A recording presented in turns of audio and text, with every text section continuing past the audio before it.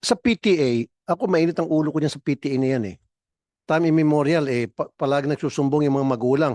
Imbis na pag-usapan yung academic performance ng mga bata o yung o dili kaya yung pambubuli sa mga anak nila, puro project. Kulang na lang, ilagay ang flood control doon sa loob ng eskwelahan many times. Meron pa nga dyan yung estudyante na bully ng isang guro. And then bandang huli, si estudyante at saka magulang pa niya ang nakasuhan. Kasi kinampihan ng DepEd si teacher. Kasi sabi niya, ang pinag-usapan lang daw natin dito dapat yung bullying ng student to student. No ma'am, bullying is bullying. Pambubuli din mga estudyante, mas matindi nga yung bullying ng teacher Kasi it leads to suicide. Ilang buhay pa ang masasayang bago tayo umaksyon. Ilang mag-aaral pa ang kailangang masaktan bago natin solusyonan at tuldukan ng luma at lumalalang problema sa bullying. Just this weekend, another mother reached out to my office to appeal for help.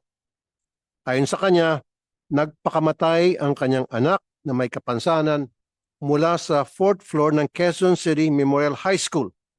Bago po nito, ang bata daw ay nakararanas ng pambubuli at panoorin po natin ang video. Ako po ang nanay ng isang grade 7 student at isang PWD na may seizure disorder na tumalon mula sa 4th floor ng Quezon City High School. Ito po ang naging sanhi ng kanyang pagkamatay. Batay po sa aking nalaman, nakaranas ang aking anak ng bullying sa loob ng paaralan. As of today, wala pang nilalabas na official statement ang Quezon City Memorial High School at tatanungin ko mamayang DepEd kung may masusing investigasyon na sa kasong ito. Ayon sa initial police report ng QCPD, nabawian ng buhay ang bata dahil sa pagkahulog. Pero ayon sa kanyang nanay, may previous incidents of bullying na malamang nagudyok sa kanyang anak na tumalon. Aside from these recent incidents, marami pang cases ng hindi lang school bullying, kundi pati mismong Commission of Criminal Acts. Number 1, Basilan, mauling incident o pambubugbog. Isang grade 10 student ang binugbog ng 2 kaklase sa Basilan National High School, Isabela City. The victim was heavily injured and was brought to the hospital. Number 2, Moonwalk High School, Parañaque, stabbing of a 15-year-old student inside the classroom with the use of a knife illegally brought inside the school premises. Maliban dito, may mga cases pa ng bullying kung saan nauwi sa pagkamatay ng mga biktima. Meron pa po isang video, Mr. Chair, if you allow us. Nang lumalala yung bullying, in fact, marami ng insidente ng suicide sa mga estudyante. It's either binubuli sila ng kanilang kapwa estudyante or binubuli sila ng nakakatanda sa kanila.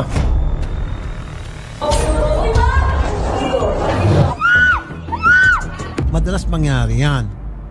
Opo. Hindi nakakarating sa school. Pumunta ako sa school. Tapos, hindi ko nagustuhan yung mga sinabi nila doon.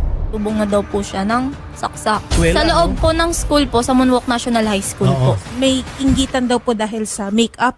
Sabi po, kasi nanghiram daw po nung makeup, nagalit yung suspect. Basag po yung labi po nito po ni Jose at may black eye po sa kanang gawi po ng kanyang mata. No? At may mga ilang sugat pa po sa kanyang noo. Mr. Chair, nakakabahala na talaga ang sitwasyon. Despite the existence of the Anti-Bullying Act of 2013, we are faced with this reality. These videos show what is happening on the ground, and current numbers are not lying either. We remain as the bullying capital in the world, like you said earlier, Mr. Chair, with 1 out of 3 Filipino students being bullied every day, from 1,158 cases in 2013 when we passed the law to an alarming 20,000 plus cases in 2018. Imbes na nakatulong ang batas, tumaas pa, insidente ng pambubuli. We are utterly failing. Anong ginagawa ng DepEd? Saan nagkukulang ang batas? Ayon sa EDCOM2, kulang na kulang din tayo sa guidance counselors. We have only 4,069, samantalang merong 27 million students sa elementary at high school based on DepEd's 2025 data. Ibig sabihin, malayo tayo sa ideal rate na 1 guidance counselor to 250 students. Kailangan pa natin ng 50,000 additional guidance counselors to handle psychosocial problems of students, especially cases of bullying. In other words, it is not surprising why many cases of bullying are left unresolved or unsolved or not even investigated. Tinanong po natin ang ating mga kababayan kung ano po ang sa tingin nilang problema at maring solusyon. Mula sa 1,900 reactions, karamihan sa mga magulang, ito po ang suma total ng kanilang sinabi at tumutugma sa mga proposed amendments na nakapaloob po sa ating filed Senate Bill number 441. Una, sabi po ng mga magulang, nung kami po ay nanawagan sa social media account namin para tanungin sila kung anong sa palagay nila ang magandang solusyon sa problema ng bullying.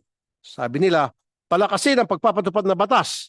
Dapat lahat ng schools ay may klarong anti-bullying policy at dapat minomonitor ng DepEd. Number 2, mas mahigit na parusa sa mga schools na hindi agad umaaksyon sa mga bullying cases. Number 3, CCTV sa bawat classroom at sa mga common areas upang matakot ang mga batang gumawa ng pambubuli sa loob ng classroom at may ebidensya kahit hindi na ito reported na biktima. This will also provide actual and credible proof of what transpired at hindi nababaliktad ang kwento para sa parehong proteksyon ng students at ng guro. Ito ang pinaka-importanteng nakapaloob sa aking panukalang batas. Number 4, mandatory trainings and seminars sa mga teachers at magulang.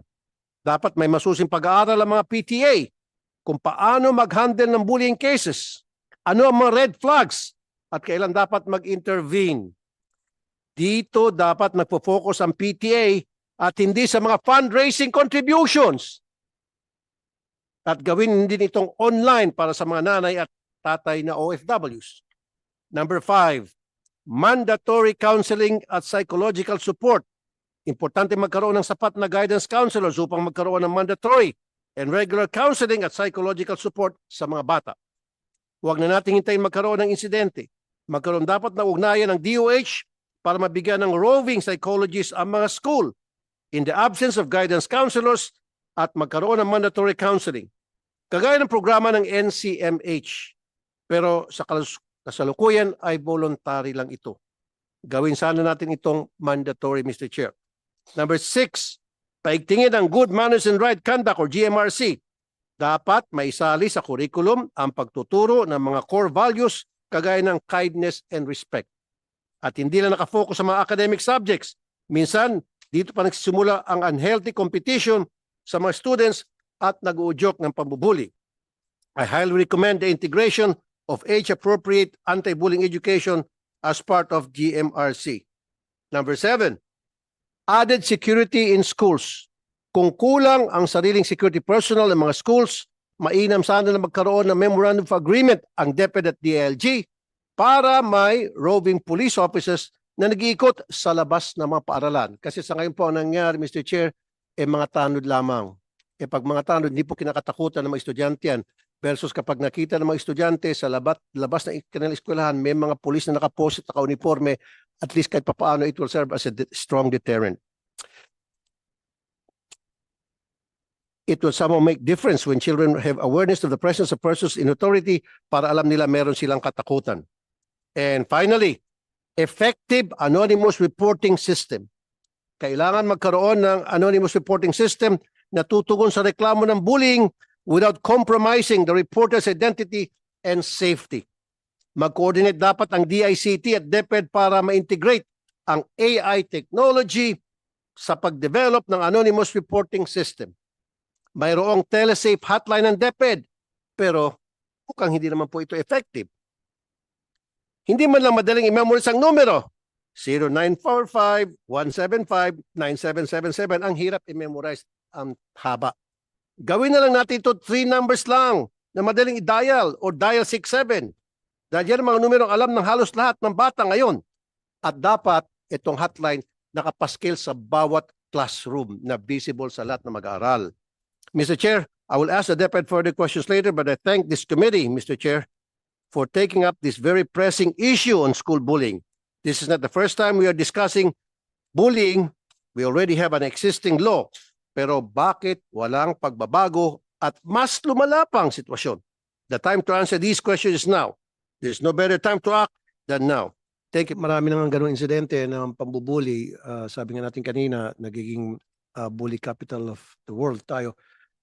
Suggestion ko lang sa PNP and DILG and DepEd siguro, yung sinabi ko kanina, is it possible, doable, feasible na yung PNP tutulong at magposte ng mga uniformed policemen sa bawat eskwelahan? Because that would be a very strong deterrent. Kasi kahit na sino estudyante mabubuli, pag nalaman o sa labas may pulis, pag may ginawa kaming kalokohan, dadamputin kami, etc. Hindi ba naisip yan ng DepEd? Is that something na pwedeng gawin siguro? Sir? Kasi sa ngayon kasi tanod di ba? Alam ko sa opening ng school, yung DILG magpapadala ng mga pulis. Opening lang yon. After ng opening, kinabukasan, tanod na. Ano nagagawa ni tanod? Hindi kinakatukutan ng mga estudyante ng tanod. Pero pag pulis, naka-uniforme, respeto yung mga estudyante one way or the other. Tama? Is that something doable? Regular na, hindi yung one time, big time. Yes, sir. The Honorable Chair, sir. Thank you very much for that comment, sir. And we'll abide by that one, sir. And actually, sir, after the incident, sir, we have already strengthened our police presence in schools. I have directed all chief of police to coordinate with all the school heads in all schools in the whole province of Ilocos Sur from And not only in Ilocos, school, Mr. sir. Chair, no? Yes, I sir. mean, what I'm trying to say is nationwide na, siguro yung DepEd, gagawa kayo ng MOU with the PNP o DILG. Now, nationwide. Nakikita ko nga dyan, Mr. Chair, Senator Erwin, 7-Eleven, binabantay ng mga pulis na uniforme. Ano meron 7-Eleven? Ilang 7-Eleven ang daanan ko, may mga nakatayong pulis. Yan pa kay eskwelahan at mga batang estudyante ang puprotektahan. So, siguro pronto kilos na tayo, ano? Diba?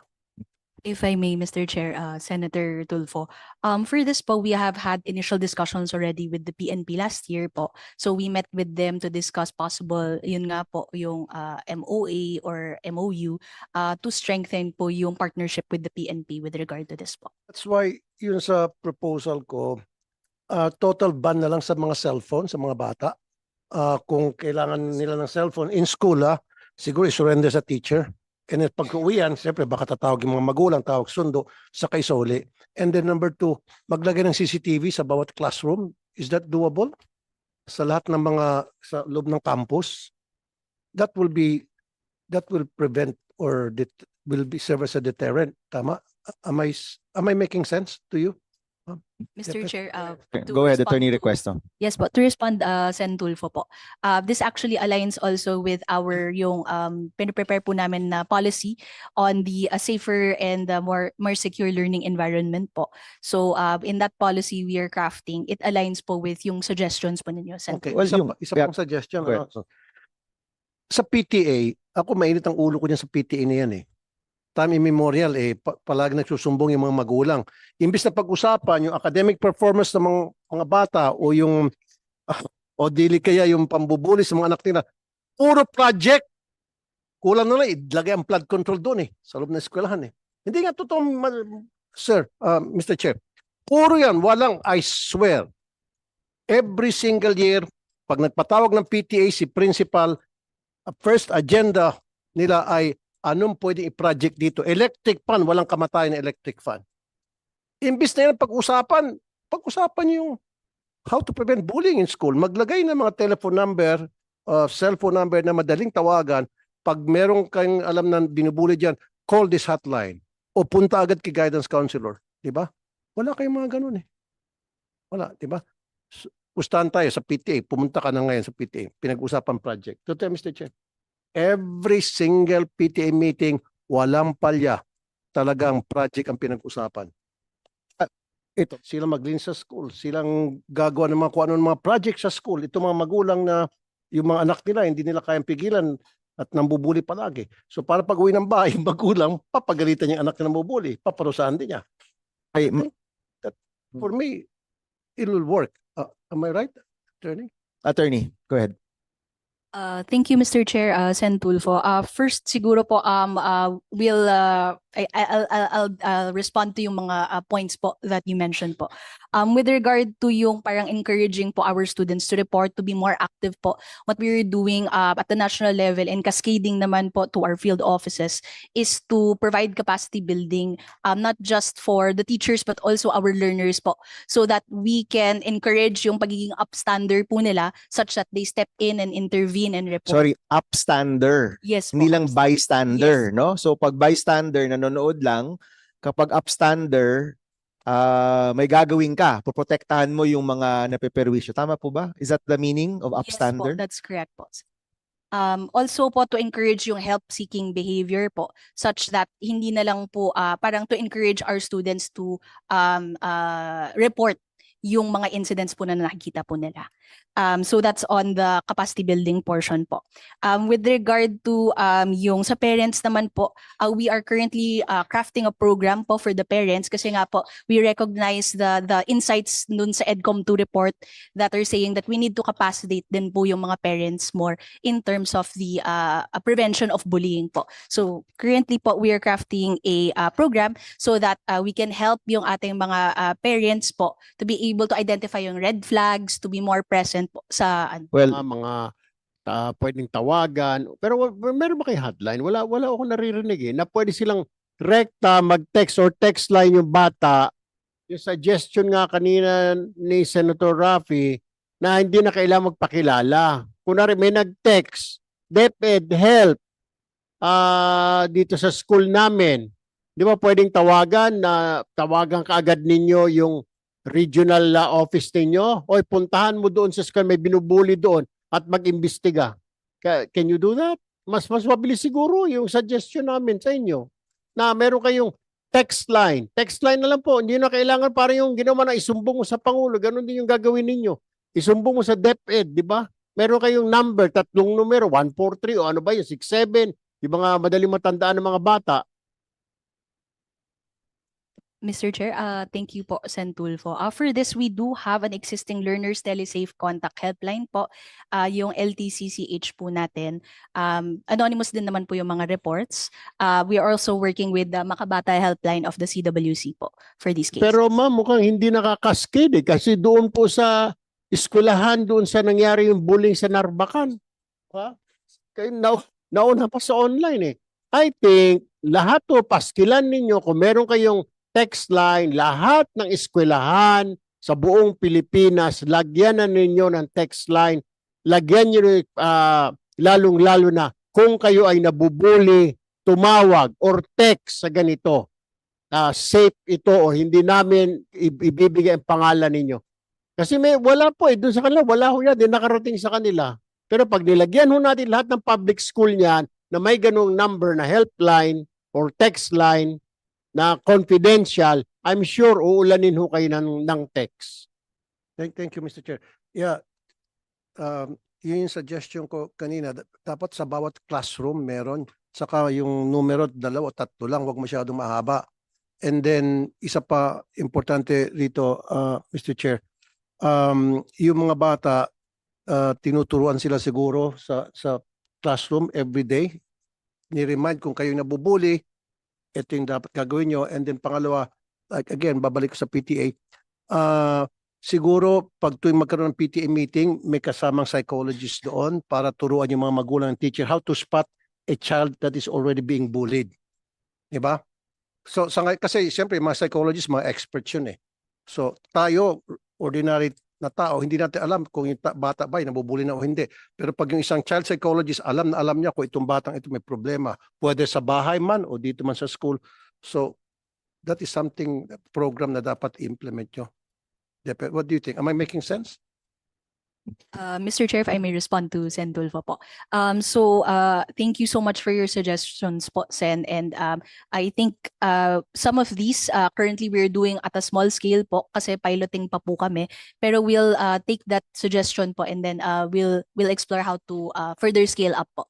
Thank you so much. Yung kuminsan nangyari sa loob mismo ng classrooms. And then pangalawa, binibidyo pa ng mga estudyante. So dapat yung mga estudyante, ipagbawal na yung pagdala ng cellphones. Dapat i-surrender sa teacher nila once they get in the classroom. Isa pa, Mr. Chair, meron ba kayong data na ilan ng mga estudyante nagpakamatay dahil biktima ng bullying? That is getting serious, I think.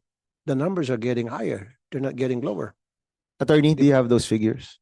Yung teen suicide because they're victims of bullying. Thank you for your question, Sen. Tulfo. Mr. Chair, if I may respond that currently we're still finalizing and validating yung mga data po natin from the field, but we will submit naman po in the report. So ang tanong ko pala, Mr. Chair, so ano yung plano ninyo? Kasi nandiyan yung data, tumataas eh.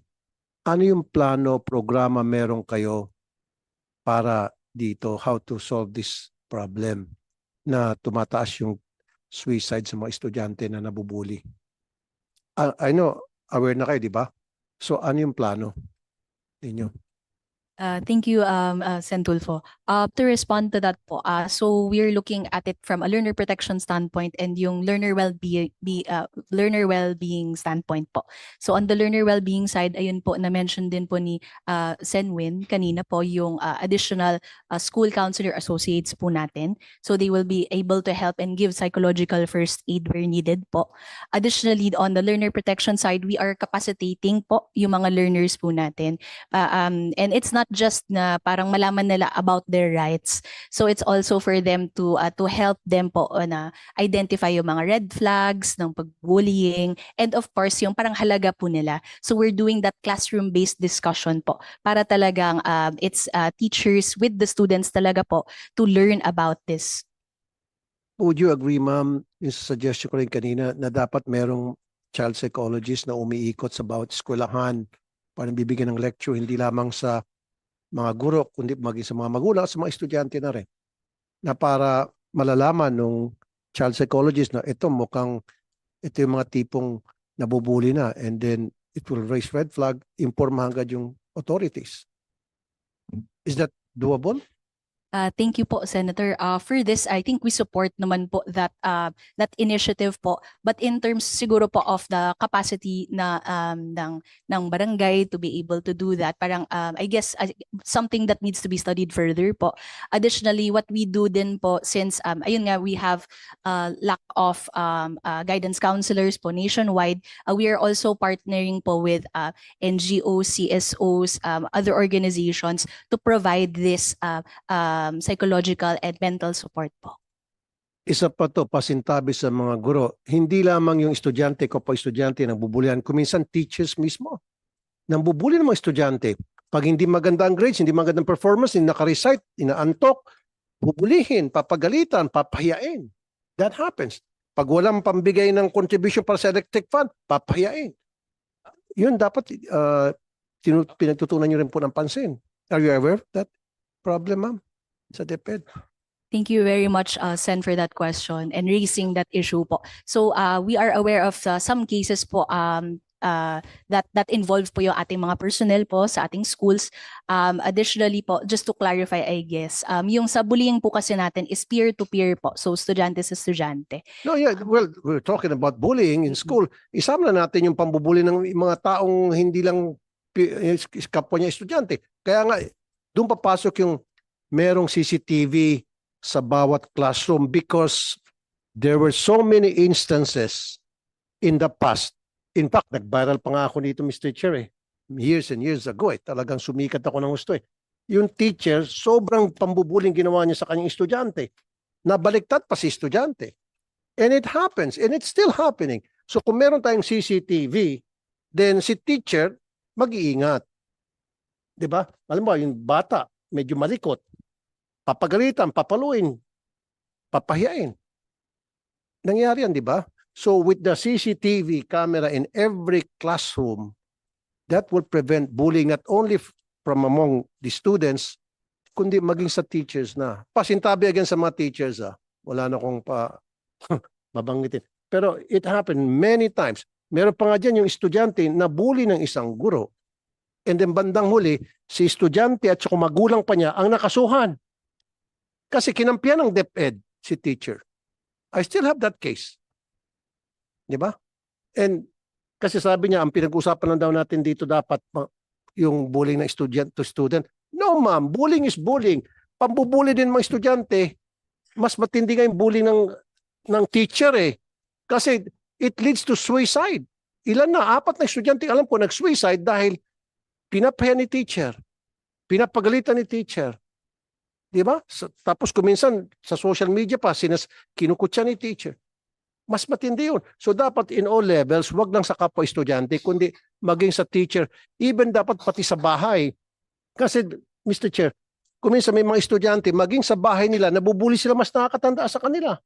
So dapat pangkalahatan ng tingin natin. Look at the big picture. Wag lamang itong dito tayo. Diba? Yung welfare ng bata as a whole in her community. Yun. Ito pong Section 12 na revised IRR ng anti-bullying po natin.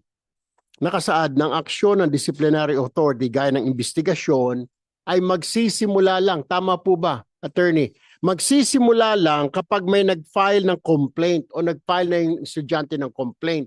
Pero pag hindi nag-file, which alam natin yung nabubuli, hindi nagre-reklamo dahil natatakot na resbakan siya bukas, bubugbugin na naman siya, kaya walang complaint. Bagamat may nagsumbong sa teacher na kaklase o ibang section, ma'am, si ganito binuli. Wala pong aksyon. So hindi siya proactive, attorney. Hindi po mali na pwedeng, di ba pwedeng mag-initiate na ng motu proprio na investigasyon ang teacher o ang eskwelahan kapag may nagsumbong bagamat yung biktima hindi nagpapile ng complaint. Ayon dito sa Section 12 kasi ng revised IRR ng anti-bullying, Mr. Chair, kailangan mo nang may sumbong, may complaint. Kahit na may na-witness ng teacher, kahit na may nagsumbong na ibang bata sa ibang section, hindi kikilos, hindi gugulong. Yun ho ang kailangan natin gawin. Yes, Mr. Chair, that's what it says doon sa Section 12 na hindi magsisimula ang investigasyon kung hindi magpapile ng complaint ang estudyante na biktima. Kailangan siya muna. So, hindi po siya proactive, Mr. Chair. Kaya suggestion siguro, kung may matanggap na po tayo na reklamo, may bulong, may sumbong, may tip, kumilos na po siguro. Di po ba, Attorney Request? What do you think? Thank you, Sen. Tulfo, for that, Mr. Chair. If I may, siguro to provide clarity as well sa ating revised anti-bullying IRR, meron naman din po tayong what we call yung upstander. So ito yung mga nagre-report po na hindi naman siya yung directly na biktima po. Let me clarify. Kailangan ba merong complaint bago kayo umaksyon or pag may nakita yung mga teacher, they can act on it already? Thank you, Mr. Chair. So for this naman po, provided there are already what we call yung precursor acts to bullying, this is also in our revised IRR po, then we can investigate already. So kung may makita yung teacher, kunyari, yung nakwento ni Sir, ni Mr. Aquino dito, yung teacher, may nakitang nangyayari, unang-una dapat tinigil yon, no? Unang-una.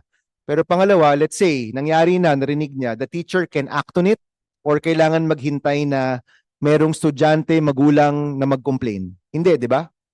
No, Mr. Chair, that's correct. So the teacher themselves can already start yung preliminary, an investigation. Fact-finding, Yes, yes. po, fact-finding po. And then si teacher can already report this to yung school head so that ma-actionan na po Okay, kaagad. thank you. Mr. Chair, kasi yung dun sa case na ginawa po namin sa story, yung estudyante po ang unang kumuha ng video. And I believe na monitor po yon ng mga ibang estudyante. May nakamonitor din ibang teacher. Unfortunately, hindi po umaksyon ang school kaagad. Hindi man lang tinawagan kaagad ng atensyon ng teacher yung mga bata. Doon nagka-problema kasi nakunan po ng video ng bata sa cellphone, yung away, yung bugbugan sa classroom. Doon pala, tapos may sabi po ng isang parent, alam ng school na may nangyaring ganun. Parang sinabi lang, oy, wag kayong mag-aaway-away dyan. Ganun lang ho Wala ho yung, wag kayong mag-aaway-away. Yun lang po. Kaya nasundan pa na pangalawa, nasundan pa na pangatlo. Sabi ko nga, kagaya ngayon, uso ho ngayon yung mga kabataan natin na they take their own lives. Paano yun kung mahina-hina? Mabuti matibay-tibay po yung loob ng mga bata, di po ba? In the past 5 years, no, gaano kababa o gaano kalaki ang ibinaba ng bullying, incidences of bullying sa school ho ninyo? Yung past 2 years po, sir, mas bumaba po ngayon. Napababa na nga po namin, sir, ng 80%. 80%. Yes po. In Kung the last compare 2 for the years. last year po. Yung last With year the po na permission record of Senator namin. Win, can you give us real numbers para lang we understand? Ang Batasan Hills is one of the biggest high schools po, di Yes, ba? sir. Apo. Yes, can you give us a number? Like pag sabi mo 100 plus po. 100 plus. noon last o year. ngayon? Last year po. 100 plus. Apo. Ngayon po, hindi kami umabot ng 30. Okay, thank you. 100 plus incidences. Yes po. Pero mix po yun, Senator, ng mga minor and grave po. And how many students ang Batasan Hills? 14,000 po. 14,000 students. And then napababa nyo ito to 30. Yes, sir. Malaking binaba nun. Malaki pong binaba namin. Including pa po doon yung mga minors po. And then kanina napakita nyo rin sa amin yung inyong mga interventions para mapababa. And narinig ko kanina sa sagot nyo sa ating chairman na yung orientation isa sa pinakamahalagang Yes, bagay. sir. Yes. Among all of those interventions, kasi nakita ko isa rin sa pinakamahalaga, Mr. Chairman, yung active yung school. No? Pag yung principal active, kung yung principal may leadership at siseryosohin niya itong problema, talagang kayang pababain yung bilang ng bullying through all of these activities. Yes po, napatunayan namin this year, sir. Ah. Sabi ko nga po, most of the composition po ng aming ng mga tao working against bullying po ay mga psychology majors at yung may mga willingness talaga to serve po. So dito sa pinesent nyo sa amin, alin dito tingin yung pinakamahalagang intervention kaya napababa nyo yung incidences? At the beginning po of the school year, sir, yung aming Brigada Lusog Isip, yung aming pong orientation against bullying, continued po yun na in-implement the entire school year. Pero sinimulan po namin ng first 2 weeks ng opening ng classes. Big deal din po yung aming pag-top ng aming mga students po para sa reporting purposes. Yung aming pong CCTV installation, nakatulong din po siya, although na finish po siya nitong second semester po ng school year na to. And then yung CPC. Yes po, ang CPC namin very functional din. Very functional. And itong CPC ninyo, nakita ko kasi ang CPC, ang kagandahan ng CPC, merong representatives from the parents, representative from students, representatives from the community, and sa inyo dinagdagan nyo pa, meron pa kayong focal person. Yes, sir. Apo. No? So in your opinion ba itong CPC is a very important component to fight bullying? Yes po, Senator. Kompleto po kasi may perspective po ng parents, ng students sa decision making namin on the management po nung particular bullying case. So hindi masasabi po nung mga parties ng bully na sila ay may biases kami sa kanila kasi nakita nila na composed po yung atin pong CPC. Pero ginagamit nyo rin po yung CPC sa prevention and orientation ng mga magulang? Yes po, Senator. Ang parents Ilang din sila po, investigative hindi and- po. May part din po sila. Nagkakonduct din po kami sa kanila ng orientation po against bullying sa mga at saka case management po ng school. Importante po kasing naiintindihan ng parents yung case management namin para po hindi sila magdudwell sa paggamit ng social media kapag may mga concerns sila. Okay. And lastly, Mr. Chairman, kay Attorney Requesto, itong I remember when yung EDCOM iniimbestigahan tong issue, hindi lahat ng schools may CPC. You know? Some schools hindi functioning yung kanilang CPC. We recommended to them na magkaroon ng administrative sanctions if needed. Lahat ba ng school ngayon may CPC, Attorney Requesto? Na-revisit nyo ba itong policy nyo? Maganda yung policy but obviously nasa implementation yan. No? Na-revisit nyo ba itong policy na ito? Thank you, Mr. Chair. Senator Win, if I may respond to your question. With regard to yung number of functional or yung number of CPCs natin po, nag-increase naman po siya, though we'll submit the specific data naman po in our report. Nag-increase siya, I think by around 10,000 na nag-increase, although not all pa rin nationwide ang meron. In terms of revisiting naman po yung policy po natin, we are currently revising our child protection policy to strengthen po yung role po ng CPC natin in child protection po. My opinion, effective itong CPC, Mr. Chairman, kasi this is a machinery on the ground per school na composed of community, composed of teachers, composed of parents, and effective na machinery to prevent bullying. So my suggestion to DepEd, ipaigtingin natin yung pagbuo ng CPC sa mga schools natin. First, nasa circular nyo, kailangan one school, one CPC. No? So dapat sundan talaga yan. But gamitin natin to para ma-mobilize natin yung mga parents natin. Kasi kung tayo lang reactive, hindi talaga matatapos to. And that was the recommendation a year ago. So that's also, that's my strong suggestion this time para matapos na natin itong mapigilan o mabawasan ang bullying sa mga schools natin. So, thank you, Mr. Chairman.